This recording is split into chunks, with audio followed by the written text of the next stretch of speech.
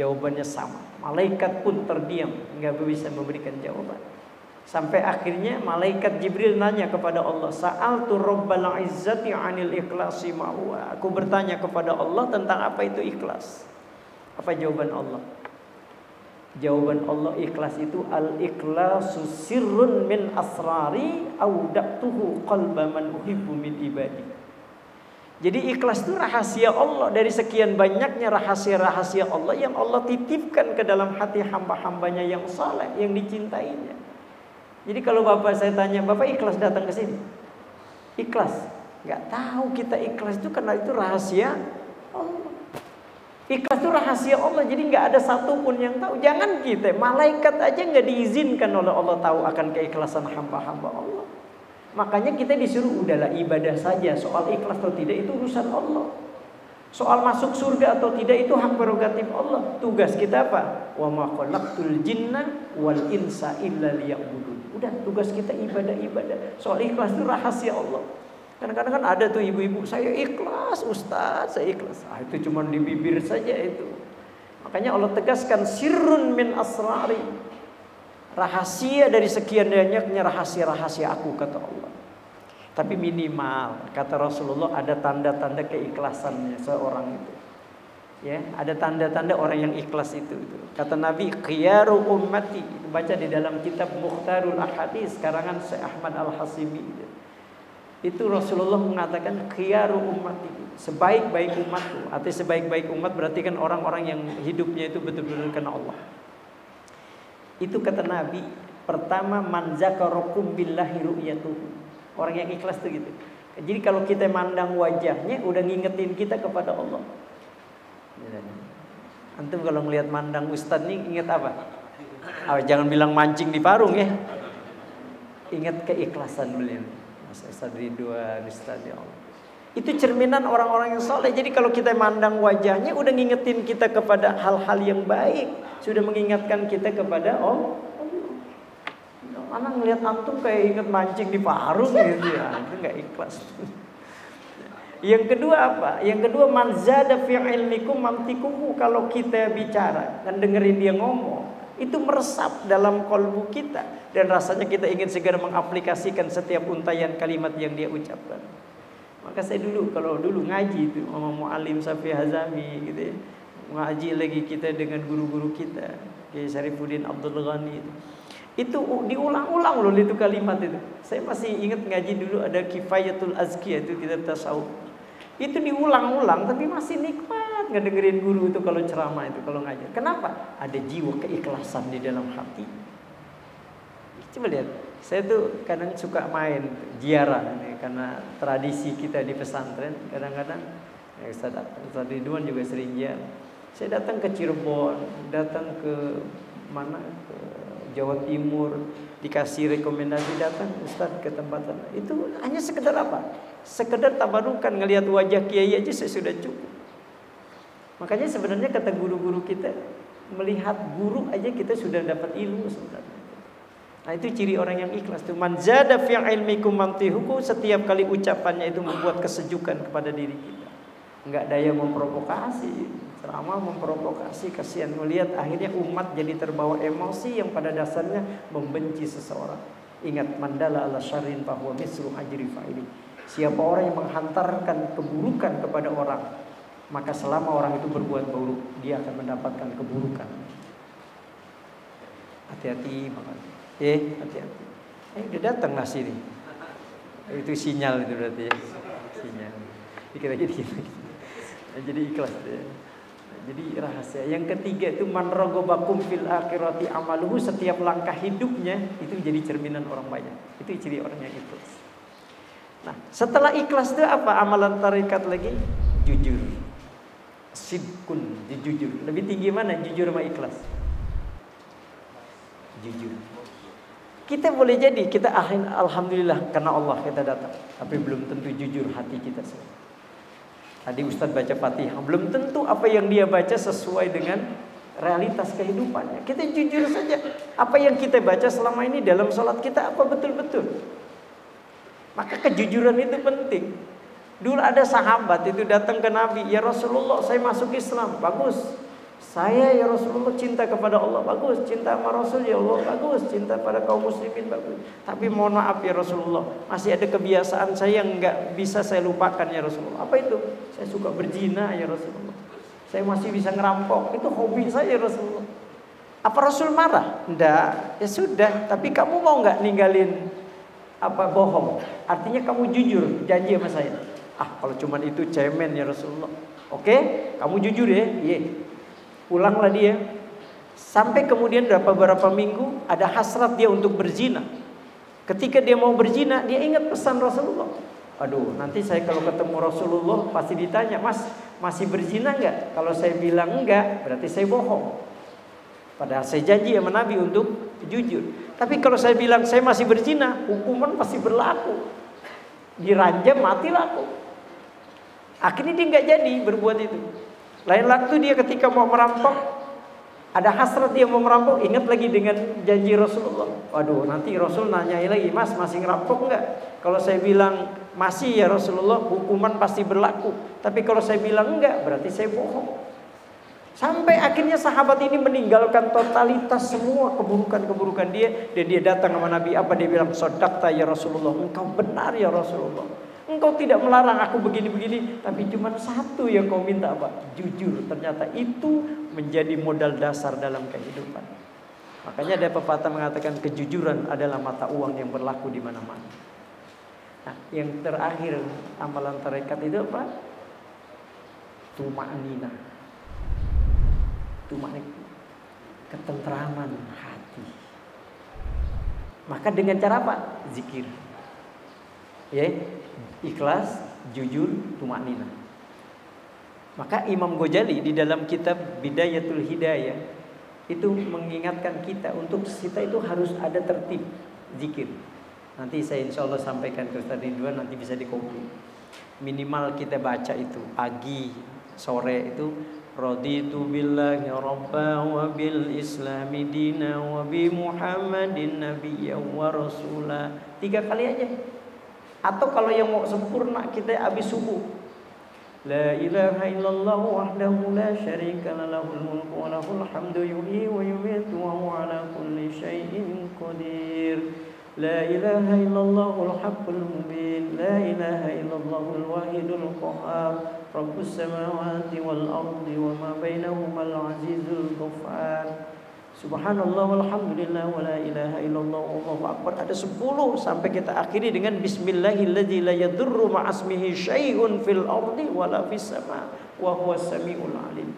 Kalau itu kita lakukan, insyaallah kita lebih istiqomah. Tentram, tenang, zikir. Makanya dalam Quran dikatakan ala bi zikrillahi tatmainnul. Insyaallah lah kalau kita rajin zikir, enggak ada istri-istri yang ngomel-ngomel, enggak ada. Ya betul Pak, sekarang masih banyak loh istri kadang-kadang ngomelin suaminya. Iya, ada istri di kampung saya itu kadang-kadang senyum sama suami tergantung tanggal. Iya, nggak tahu kampungnya Ustaz Ridwan. Hati-hati. Nah hadirin sekalian dimuliakan Allah. Dan yang ketiga amalannya adalah amalan hakikat. Apa amalan hakikat? Li islahil arwah. Bagaimana supaya ruh kita indah. Bagaimana ruh yang indah? Al-Fajr 89 surah 89 ayat 27. Ya ayyatuhan nafsul mutmainnah irji'i ila rabbiki radiyatan mardiyah fadkhuli fi ibadi wadkhuli jannati. Itu para mufassir mengatakan itu ayat bagaimana bukti kerinduan Allah disebabkan kerinduan hamba-hamba Allah. Makanya kata Nabi, man ahabba lika Allah ahabballahu lika. Siapa saja seorang hamba itu rindu berjumpa dengan Allah, maka Allah akan mengapresiasi kerinduan si hamba itu dengan Allah pun rindu. Gitu. Makanya orang kalau Allah sudah rindu, biasanya nikmat. Bahkan kematian itu yang tadinya dirahasiakan enggak berlaku. Kan kematian itu rahasia Allah, enggak berlaku bagi orang-orang yang dirindukan oleh Allah. Makanya ada orang-orang yang tahu kematian. Saya ini kan karena tradisi pesantren, ya guru-guru itu banyak cerita. Loh, Rasulullah tahu kan kematian? Rasulullah pun tahu kematian orang lain. Imam Ghazali kan tahu kan kematian dirinya sampai dia kafankan dirinya. Sampai terakhir dia minta Imam Ahmad adiknya untuk melanjutkan proses pengkafanan karena beliau akan menghadap Allah Subhanahu wa taala. Makanya ada buku saya yang seri tasawuf itu yang perjalanan menuju liang lahat itu kan saya singgung dikit. Jadi orang kalau udah soleh, kesolehannya itu yang menghantarkan kerinduan Allah kepada dirinya sampai kematian pun dikasih tahu. Kayak orang kalau mau meninggal dunia habis sholat asar itu ubun-ubun kepalanya udah mulai bergerak gitu. Tandanya dia besok udah nggak ngeliat lagi waktu asar. Jadi ntar kalau habis asar pegang-pegang nih ubun-ubun takutnya kita nggak tahu gitu. Ini jadi pikiran nih kayaknya pikiran gitu. Nah hadirin sekalian dimuliakan Allah. Nah ada 3 amalannya. Kalau hati ruh kita kepengen baik, ketika kita nanti wafat Allah panggil dengan keindahan, ya ayyatuhan nafsul mutmainnah. Apa pertama? Muraqabah. Coba tanamkan di dalam diri kita bahwa kita ini sedang diawasi oleh Allah. Sedang diawasi oleh Allah. Saya itu cerita itu ya, yang mungkin sering kita dengar. Sayyidina Umar itu kan kalau malam suka belusukan, ya suka belusukan. Kayak Ustaz Hakim tuh kalau malam dia di warganya suka belusukan. Cuman dia kalau nyari-nyari janda yang kesepian doang. Nah, itu Sayyidina Umar ngelihat malam-malam itu ada ucapan seorang ibu-ibu dengan anaknya sedang memprovokasi. Kata ibu ini, nak bagaimana kalau susu yang kita jual besok kita campur sama air supaya susu kita ini tambah banyak dan kita menghasilkan pundi-pundi uang, nak. Tahu nggak jawaban anak ini? Dia bilang, maaf ibu, ini perbuatan zolim. Kalau seandainya Sayyidina Umar tahu perbuatan kita, hukuman pasti berlaku. Ibunya dengan santai mengatakan, nak, Sayyidina Umar nggak ngelihat kita aman, nak. Anaknya menjawab, ibu, Sayyidina Umar nggak ngelihat kita, tapi yang menciptakan Sayyidina Umar dan menciptakan kita yang ngelihat kita. Boleh jadi kita lepas dari hukuman Sayyidina Umar, tapi kita tidak akan lepas dari hukuman Allah. Kita lepas dari hukuman dunia, tapi kita tidak akan lepas dari hukuman akhirat. Sayyidina Umar nangis itu. Dia pulang ke rumahnya ngedengar perempuan itu ngomong gitu. Dipanggilnya Asim bin Umar bin Khattab, itu anaknya. Kata Umar, Asim nikahi perempuan di sana, jadikan dia istrinya. Maka Asim bin Umar itu menikahi perempuan itu. Apa yang terjadi? Sejarah kemudian mencatat lahirlah Umar bin Abdul Aziz. Lahir dari perempuan orang-orang yang soleh. Makanya kata Nabi, mafil aba fil abna. Kalau orang tuanya soleh, insya Allah anak-anaknya juga akan melahirkan anak-anak yang soleh. Nah, muraqabah itu kesadaran vertikal di dalam diri kita bahwa kita ini sedang diawasi oleh Allah. Yang ketiga, yang kedua, musyahadah. Kalau tadi kita merasa dilihat, sekarang kita merasa ngelihat. Loh, kalau saya kerja, Ustaz Ridwan ngelihat saya nih, saya ngelihat Ustaz Ridwan, apa yang terjadi? Saya ingin yang terbaik dalam pekerjaan saya. Ketika kita sudah merasa melihat Allah, maka sholat kita yang terbaik, puasa kita yang terbaik, zakat kita yang terbaik, sedekah kita yang terbaik. Kenapa? Karena kita ingin dinilai oleh yang maha penilai. Tanamkan itu. Nah, yang ketiga, ma'rifah. Mengenal Allah.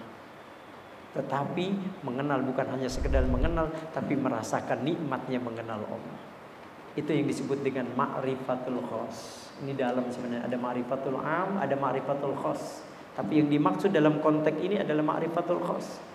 Sebab ma'rifatul am itu hanya orang mengenal Allah, tetapi dia tidak merasakan nikmatnya mengenal Allah. Sama seperti Ustaz, saya tanya Ustaz, antum tahu madu? Tahu, rasanya manis.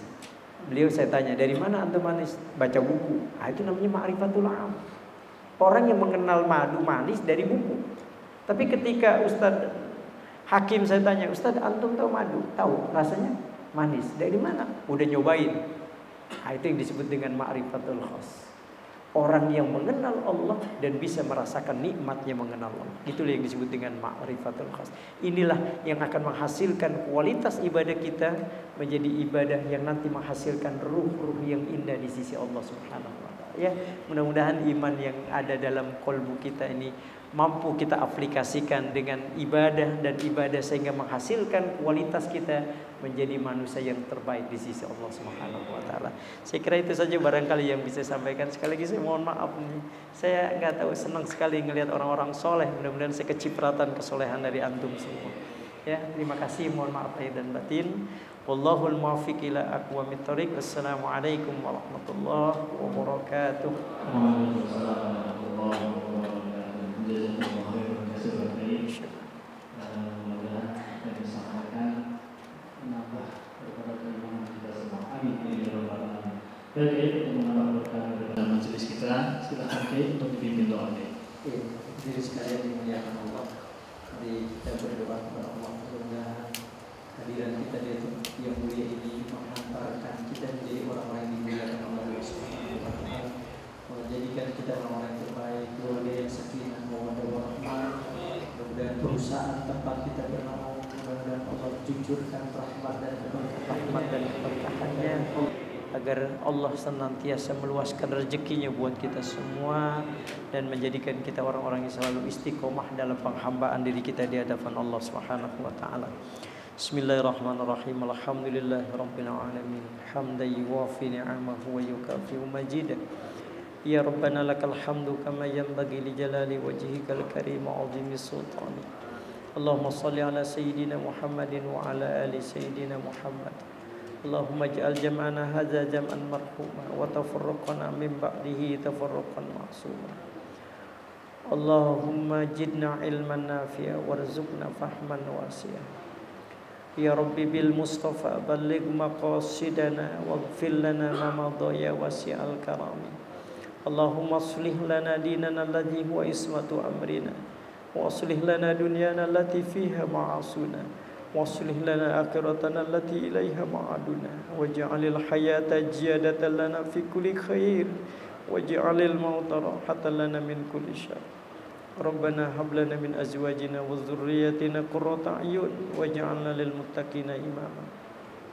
Allahumma iftah lana abwabal khair wa abwabal barakah wa abwabal rahmah wa abwabal ni'mah wa abwabal rizqi wa abwabal sihah wa abwabal afiyah wa abwabal salamah wa abwabal jannah. Rabbana atina fid dunya hasanah wa fil akhirati hasanah wa qina adzabannar wa adkhilnal jannata ma'al abrar ya aziz ya ghaffar ya rabbal alamin. Wa sallallahu ala sayyidina Muhammadin nabiyil ummi wa ala alihi wa sahbihi ajma'in. Subhana rabbika rabbil izzati amma yasifun. Wassalamun alal mursalin walhamdulillahi rabbil alamin. Assalamualaikum warahmatullahi wabarakatuh. Tema hari ini sangat bermanfaat karena kita bisa tahu iman dari realitas kehidupan tuh seperti apa, karena hidup nggak selamanya berjalan dengan lancar dan gimana cara kita kuat imannya dalam menghadapi kehidupan tersebut. Penyampaiannya sangat cerdas dan temanya juga relate sama kehidupan kita sih. Yang pertama tadi kalau saya dengar kalau kita sombong dan berbuat buruk itu bakal ngeganggu kehusyuan dalam ibadah kita. Yang kedua, bagaimana sih cara kita tetap istiqomah dalam kehidupan kita. Dan yang terakhir, orang yang punya prinsip tauhid itu akan tenang menjalani kehidupan. Orang yang beriman adalah orang yang udah ridho dalam apa yang Allah kasih di kehidupan kita. Pendapat saya tentang kajian ini yang bertemakan iman dalam realitas kehidupan. Pada tema ini kita sebagai seorang manusia dapat menggali bagaimana sih seorang manusia dapat menemukan jati dirinya dan serta dapat menyelesaikan masalahnya dalam kehidupan sehari-hari dengan menerapkan adanya iman ini. Menurut saya cara penyampaian dari Ustadz Usman ini sangat mudah dimengerti ya, karena apa? Karena di sini Ustadz Usman itu dapat menyampaikan kajiannya dengan sangat baik dan artikulasi yang jelas sehingga dapat membuat para jemaah yang mendengarkan itu mudah mengerti dengan isi kajian ini. Poin yang saya dapat tangkap itu tadi, dengan iman kita dapat menemukan sumber ketenangan kita, jati diri, serta bagaimana cara kita menghadapi masalah dalam kehidupan sehari-hari. Pesan yang saya dapat ambil serta amanahnya itu adalah sebagai seorang manusia kita memiliki iman yang dapat membantu kita dalam menyelesaikan masalah dalam kehidupan sehari-hari ini.